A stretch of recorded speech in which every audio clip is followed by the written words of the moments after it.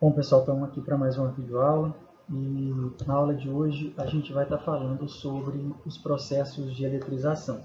O nosso material vai da página 9 a 12, tá? Eu estou deixando a parte de eletroscópios lá na página 13 de fora, porque essa parte de eletroscópios é uma parte muito interessante que eu quero fazer uma aula só sobre isso para não ficar muito extenso aqui.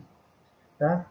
Então, a gente viu na nossa primeira aula de eletricidade o que é carga elétrica, né, os portadores de cargas, aí, que são os prótons, os elétrons, a constituição do átomo, como é que as partículas estão organizadas lá dentro, como calcular a quantidade de carga, quando que um corpo está eletrizado, né, quando ele tem excesso de prótons ou quando ele tem excesso de elétrons. Então a gente falou sobre alguns conceitos iniciais aí para a eletricidade. Nessa segunda sessão aqui do nosso material, nessa segunda aula nossa sobre eletricidade, a gente vai estar vendo como eletrizar um corpo. De que forma que a gente pode fazer aparecer excesso de prótons ou excesso de elétrons. São três os processos. Quais são eles? Vamos lá. Então, a partir da página 9 aí do nosso material. Bom, os processos de eletrização, primeiramente, em que consiste eletrizar um corpo? Né? Eletrizar um corpo, esses três processos que a gente vai ver aí, são métodos utilizados para trocar carga elétrica entre corpos, adicionando ou retirando deles elétrons. Lembra que eu falei para vocês lá na aula passada que as partículas que vão ser trocadas são sempre os elétrons, porque os prótons estão lá no núcleo, a força de interação entre eles e o núcleo é muito grande, é muito difícil conseguir arrancar um próton. Então, as partículas que vão ser trocadas são sempre elétrons. Se vocês encontrarem em alguma parte, algum exercício, falando que no processo de eletrização qualquer, as partículas que se movem ou que são trocadas são prótons, está errado. Tá? Então, quem se move são sempre os elétrons. Mas quais são os três processos? O primeiro deles é a eletrização por atrito, né, como o próprio nome já sugere, a gente vai atritar dois corpos e vai fazer aparecer carga elétrica nele, a gente vai ver como. O segundo processo é a eletrização por contato, também o nome já é sugestivo, né? A gente vai fazer o contato entre dois ou mais corpos e vamos fazer aparecer cargas elétricas nesses dois. E o terceiro é a indução, a gente vai ver o que é isso. A gente vai induzir a carga elétrica em um objeto qualquer. Então são esses os três processos de eletrização que a gente tem. A gente vai falar de cada um deles aqui, ver quais são as diferenças, quais são as características específicas de cada um. Começando então pela eletrização por atrito. Bom, o que é a eletrização por atrito? O que ela consiste? Então, como o próprio nome já sugere, a gente vai atritar dois corpos. Só que aqui, eu já vou destacando aqui algumas características que são essenciais para a gente. Primeiro, nós vamos atritar dois corpos que estão inicialmente neutros. Tá? Então, essa é uma característica importante. No atrito, a gente vai atritar dois corpos inicialmente neutros. Após a eletrização, depois que a gente fizer esse atrito, os dois corpos vão ficar com cargas de sinais opostos. Então, aqui também é outra característica importante que eu estou destacando aqui. Mas vamos ver como que isso vai acontecer. Bom, estou atritando aqui um bastão de vidro com um pedaço de algodão, ambos neutros. Tá? Poderia ser quaisquer outros dois materiais. Estou pegando dois materiais quaisquer aqui. Quando eu fizer esse processo de atrito, como são materiais diferentes, um tem tendência a perder elétrons, o outro tem tendência a ganhar elétrons. Isso se deve à sua distribuição eletrônica, ao comportamento de cada um dos materiais. A gente tem uma tabela, né, que indica para a gente quem tem essa tendência de perder, quem tem essa tendência de ganhar. Daqui a pouquinho eu apresento ela para vocês. Nesse caso que a gente está fazendo aqui, o bastão de vidro tem tendência de perder elétrons e o algodão tem tendência a ganhar. Então, nesse caso aqui, eu vou chamar de bastão de vidro e o inicial de bastão ali, e aqui o pedaço de algodão. Então, o bastão de vidro, ele cede elétrons para o algodão. Então, novamente, quem está sendo transferido aqui são os elétrons, os prótons não se movem. Então, se o bastão de vidro está perdendo elétrons, ele vai ficar com prótons, porque prótons em excesso. Se os dois estavam inicialmente neutros, eles tinham a mesma quantidade de prótons e de elétrons. Lembra que a gente falou na aula passada? Corpo neutro não é aquele que não tem carga, é aquele que tem a mesma quantidade de prótons e de elétrons. Então, inicialmente, os dois estavam neutros, os dois tinham a mesma quantidade de prótons e de elétrons. Quando esse bastão de vidro cedeu parte dos elétrons dele para o algodão, alguns prótons ficaram sem elétrons aqui para neutralizar. Então, apareceu no bastão de vidro um excesso de prótons, e do lado de cá no algodão, consequentemente, chegaram alguns elétrons extra aqui. Então, apareceu um excesso de elétrons nesse algodão. Dessa forma, após o atrito, após essa transferência de elétrons do bastão de vidro para o algodão ficou eletrizado negativamente e o bastão de vidro ficou eletrizado positivamente. Então, os dois estavam inicialmente neutros, após o atrito, após a troca de cargas entre eles, eles passaram a adquirir cargas e sinais opostos.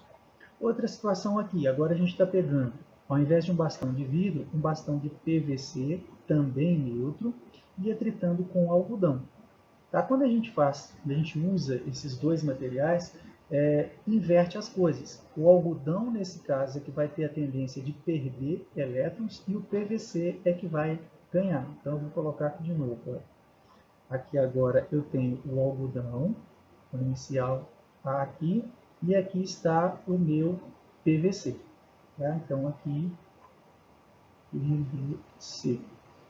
Então, nesse caso, quem perde elétrons nesse atrito é o algodão. Então, aqui quando a gente fizer esse processo de esfregar um outro, de atritar um com o outro, o algodão vai ceder parte dos elétrons dele para o PVC. Então, como os dois estavam neutros, eles tinham a mesma quantidade de prótons e elétrons. Se o algodão está perdendo alguns elétrons, está sobrando alguns prótons sozinhos aqui, porque os elétrons que estavam neutralizando eles passaram para o PVC, e aqui nesse PVC chegaram alguns elétrons extra, um excesso de elétrons. Então, depois do processo de atrito, depois do atrito, o algodão ficou carregado positivamente, porque ele tem excesso de prótons, e o PVC ficou carregado negativamente, porque ele tem excesso de elétrons. Então, esse é o processo de eletrização por atrito. A gente esfrega um corpo no outro, atrita um corpo com o outro, um deles vai perder elétrons e o outro vai ganhar.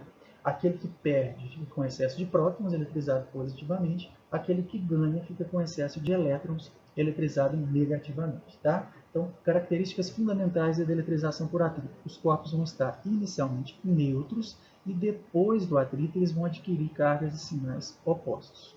Beleza? Bom, a essa altura vocês devem estar se perguntando, mas como que a gente vai saber quem que vai perder, quem que vai ganhar elétron? Nesse caso, quando for necessário a gente saber isso, vai ser informada para a gente essa tabelinha aqui, a série triboelétrica. Tá? A gente não tem que decorar quem que perde, quem que ganha. Né? Se o exercício, se a gente tiver que fazer essa análise no exercício, ele vai dar essa série, chamada de série triboelétrica. Isso aqui é uma tabela que os cientistas construíram a partir de dados experimentais. Né? Nos laboratórios eles foram fazendo experimentos e eles constataram, eles construíram essa tabela. Como que ela funciona? Então aqui a gente tem vários materiais. Ó. Vidro, mica, lã, pele de gato, seda, algodão, vários materiais e duas setinhas. O que isso significa? Significa que quando a gente atritar dois materiais diferentes, né, como a gente fez lá no primeiro exemplo, vidro e algodão. Quando a gente atrita dois materiais diferentes, o que está em cima, está em cima na série triboelétrica fica carregado positivamente e o que está embaixo na série triboelétrica fica carregado negativamente. É assim que ela funciona. Então, quando a gente atritou vidro com algodão, o vidro ficou positivo e o algodão ficou negativo. Se eu atritasse, por exemplo, sei lá, cobre, vou mudar de cor aqui, se eu atritar cobre com lã, como a lã está em cima na série triboelétrica, ela fica positiva e o cobre fica negativo. Tá? Então a série triboelétrica ela funciona desse jeito. Né? Quando a gente atritar dois materiais, o que está em cima na série fica eletrizado positivamente, o que está embaixo na série fica eletrizado negativamente. Então, não tem necessidade de decorar isso aí. Se em algum exercício isso for necessário, ela vai ser informada, ela vai ser colocada, a gente não tem que decorar isso aí não. Então, esse é o primeiro processo de eletrização. Vamos para o segundo, eletrização por contato. Na eletrização por contato, também como o próprio nome já sugere para a gente vai fazer um contato entre dois corpos e no final das contas, dois ou mais corpos, né? E no final das contas, esses dois ou mais corpos vão ficar eletrizados. Só que aqui a gente tem uma diferença. Na eletrização por contato, pelo menos um dos objetos já precisa estar eletrizado. Tá? Então, lá no atrito, os dois estavam neutros. Aqui no contato, um precisa estar eletrizado e o outro vai estar eletricamente neutro. Quando a gente fizer esse contato, algumas cargas vão ser trocadas entre os corpos e, no final das contas, a gente vai ver que eles ficam eletrizados com cargas de mesmo sinal. Então, vamos fazer a análise do esquema que eu coloquei aqui. Eu tenho um condutor carregado positivamente e aqui, então esse objeto aqui, e aqui um outro condutor neutro. Tá? Então, está neutro, tem a mesma quantidade de prótons e de elétrons. Como a gente falou lá no início, né? Neutro não é aquele que não tem carga, tem o mesmo tanto de prótons e de elétrons. O que a gente vai fazer? A gente vai encostar esse condutor carregado positivamente nesse corpo que está neutro. Quando a gente fizer esse contato, a gente sabe que os prótons não se movem. Então, não vão ser as cargas positivas desse condutor inicial aqui, não serão essas cargas positivas que vão passar para o neutro. Né? Porque os prótons não se movem. O que vai acontecer nesse caso é que alguns elétrons do corpo que estava inicialmente neutro vão ser transferidos para aquele que estava carregado positivamente. Então, esses elétrons vão neutralizar parte dos prótons aqui, tá? Então, alguns desses prótons eles serão neutralizados pelos elétrons que virão e, consequentemente, do lado de cá, apareceram alguns prótons que não tinham elétrons para neutralizá-los. Né? Então, apareceu aqui um excesso de prótons também. Eu tenho dois prótons sobrando aqui, que estão sendo dois prótons aqui, ó, estão sendo neutralizados por esses dois elétrons aqui, mas apareceu um excesso de prótons. Tem alguns prótons sobrando sozinhos aqui, sem elétrons para neutralizá-los, porque os elétrons que estavam neutralizando cada um deles foram transferidos lá para o outro objeto. Quando a gente desfizer esse contato, quando a gente separar esses dois corpos, esse excesso de prótons que estavam aqui no objeto carregado, ele continua. Então, são esses prótons que aparecem aqui. E esses prótons que sobraram aqui no que estava neutro também continuam. São esses prótons que estão aqui. No final das contas, quando a gente faz essa separação, os dois condutores ficam eletrizados com cargas de mesmo sinal. Característica importante aqui. Tá? Então, esse é o processo de eletrização por contato. Qual que é a diferença em relação ao atrito? No atrito, os dois estavam inicialmente neutros e depois eles ficam eletrizados com cargas e sinais opostos. No contato, um objeto já vai estar eletrizado e o outro neutro, e depois do contato, os dois vão adquirir cargas de mesmo sinal. Isso é importante frisar, é importante guardar. Tá? Além disso, a gente tem uma característica interessante aqui na eletrização por contato, que é essa daqui. Ó. Se os dois corpos estiverem entrando em contato, forem idênticos, por exemplo, eu tenho duas esferas A e B que são idênticas, a carga vai se distribuir, quando a gente fizer o contato, né? Aquele que estava eletrizado, por exemplo, aqui, eu estou considerando o objeto A eletrizado com uma carga Q e o B neutro. Na hora que a gente fizer o contato, essa carga de A ela vai se dividir exatamente ao meio, passando metade dela para B. Então, depois do contato, cada um deles vai ficar com metade da carga que o A tinha, divide ao meio. Se fossem três, né, a gente tivesse o A eletrizado e um B e C neutro. Então, essa carga de A seria dividida igualmente em três partes, cada um ficaria com Q sobre 3, e assim sucessivamente. Então, se os corpos forem absolutamente idênticos, a carga total que a gente tem ali no sistema, ela vai se dividir igualmente entre os corpos que estão envolvidos. Nessa primeira situação, a gente considerou que um estava eletrizado e o outro neutro, mas eu poderia ter os dois eletrizados, que é o que está aqui na segunda situação. Se os dois estão eletrizados, na hora que a gente fizer o contato, a carga de cada um deles vai ser a soma das cargas iniciais, Q1 e Q2, e dividido isso por 2. Então as cargas vão ficar iguais, mas vai ser a soma, como os dois estavam eletrizados inicialmente, a gente vai somar a carga de 1 mais a do 2 e vamos dividir isso por 2. Se fossem 3, seria Q1 mais Q2 mais Q3 dividido por 3, e assim sucessivamente. Então a gente vai fazer exercícios nesse estilo, vocês vão ver que a gente usa bastante esse raciocínio. Então, para corpos idênticos, na eletrização por contato, após o contato, a carga final a carga total que a gente tinha inicialmente, vai ser distribuída igualmente entre todos os corpos que estão envolvidos ali. Tá? Então, esse é o segundo processo de eletrização que a gente tem. E o terceiro e último é a eletrização por indução. O que é essa eletrização por indução? Tá? Como o próprio nome já sugere, a gente vai induzir uma separação de cargas. Então, vamos ver aqui o que a gente tem. Olha só, eu tenho aqui um indutor carregado eletricamente, com carga qualquer, nesse caso aqui está negativo, e o que a gente chama de induzido, que está ali. Tá? Então, são dois corpos. Aquele que está eletrizado é o meu indutor, é quem vai provocar ali a separação de cargas, e aquele que vai sofrer essa separação de cargas é o induzido. Então, o que a gente vai fazer? Nós vamos aproximar, na figura 2 aqui, nós vamos aproximar esse indutor do induzido, e aí a gente vai perceber o seguinte, como esse indutor está carregado negativamente, na hora que eu aproximar aqui desse condutor que estava neutro, essas cargas negativas aqui desse indutor, ela vai repelir as outras cargas negativas para que elas fiquem o mais distantes possíveis umas das outras. Lembrando lá do princípio de Dufay, né? Cargas de mesmo sinal se repelem. Então, os elétrons que estavam aqui nessa extremidade, eles vão se deslocar vindo para o ponto mais distante possível desses outros elétrons aqui. Eles são repelidos. Só que se esses elétrons saíram daqui, desse lado ficaram alguns prótons sozinhos ali.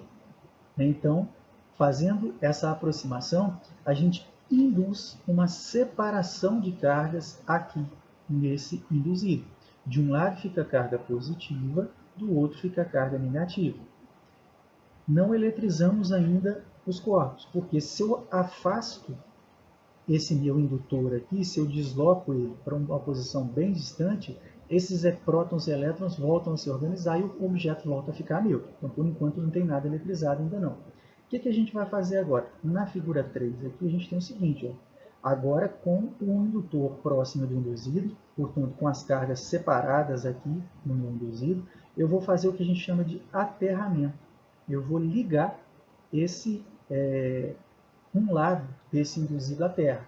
Então aqui, esse esquema, deixa eu até apagar o que eu fiz aqui. Olha, essa representação aqui, quando vocês virem isso no exercício, no esquema, isso significa aterramento, ou seja, a gente está ligando uma parte do condutor à Terra, através de um fio condutor. Quando eu fizer essa ligação, né, dessa parte do induzido à Terra, a Terra ela é uma fonte gigantesca de prótons e elétrons, uma fonte infinita de cargas positivas e negativas. Então, aqui embaixo, considerando aqui como se fosse a Terra, né, aqui está cheio de prótons, né, milhões e milhões de prótons. Esses prótons eles vão atrair os elétrons lá do meu induzido. Então, há um fluxo, há uma passagem desses elétrons aqui para a Terra, através desse fio condutor.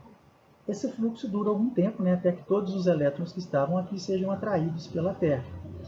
Quando esse fluxo terminar, se a gente desfizer esse contato, ou seja, se eu desligar aqui, ó, cortar esse aterramento e separar, afastar o indutor e o induzido, eu vou conseguir fazer com que o meu induzido agora fique com cargas positivas, porque esses prótons que sobraram aqui, olha, do lado esquerdo, depois que a gente tiver separado o indutor e o induzido, eles voltam a se distribuir uniformemente ao longo de todo o condutor, como está representado aqui na figura 4.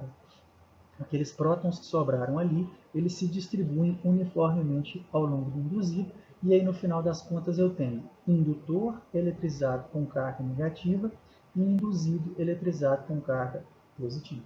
Tá? Então esse é o processo de eletrização por indução. A gente vai ter também um corpo eletrizado e outro neutro. Nós vamos aproximar esse eletrizado do neutro.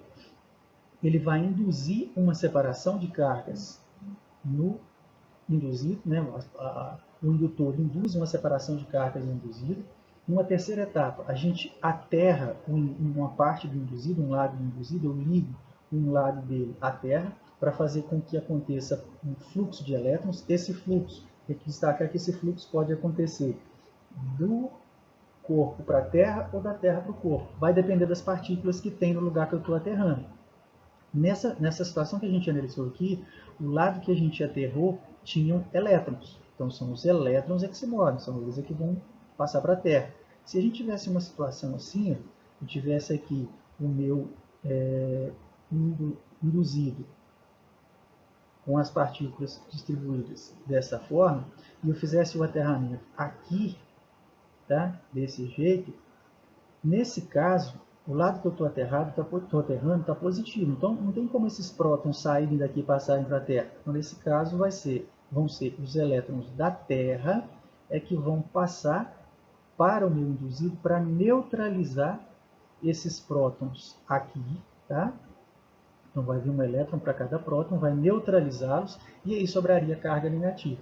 Então, o fluxo de partículas pode ser do induzido para a Terra ou da Terra para o induzido, como esse esquema que eu montei aqui embaixo para vocês. Tá?